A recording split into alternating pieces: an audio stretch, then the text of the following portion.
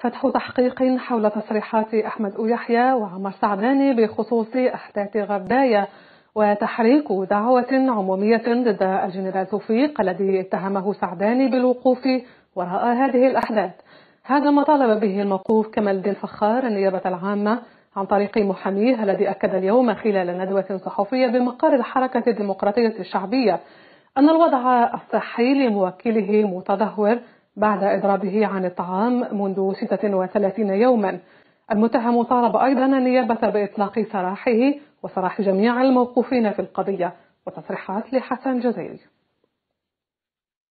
فتح تحقيق من لجنة ذات مصداقية حول تصريحات المسؤولين المركزيين الذين اتهموا بصراحة الجنرال محمد مدين المدعو توفيق وتحريك الدعوة العمومية ضده. ويحيى يقول نعرف الناس يحكموا دراهم باش يديروا الفوضى في غرداية، 5 ملايين في النهار باش يديروا الفوضى في غرداية، صرحها. والاخر يقول نعرف شكون اللي خطط، واحد قالنا نعرف شكون اللي خطط، واحد قالناش نعرف شكون اللي نفذ. والموكل تاعنا متهم بهذه الامور. احنا حاولنا بكل وسائل باش نقولوا له حبس الاضراب تاعك. فخار قال لك نو، انا نخرج من السجن والا نموت. في نفس السياق أكد صالح دبوز محامي كمال الدين فخار وعدد من الموقوفين في أحداث غرداية أنهم تعرضوا إلى التعذيب أثناء التحقيق وفي السجن كذلك. حسن جزيري ثانية.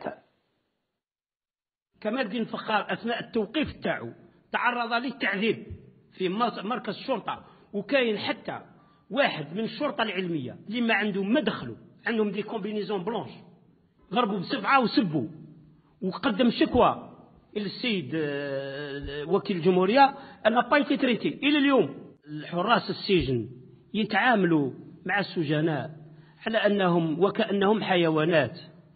أنا نتحدث مع 4 موقوفين في قاعة المحامين في مؤسسة غرداية، وإذا يحبوا يدخلوني للحبس على جال هذه التصريحات ما عنديش مشكل، لأن راني متابع بالتصريحات المماثلة.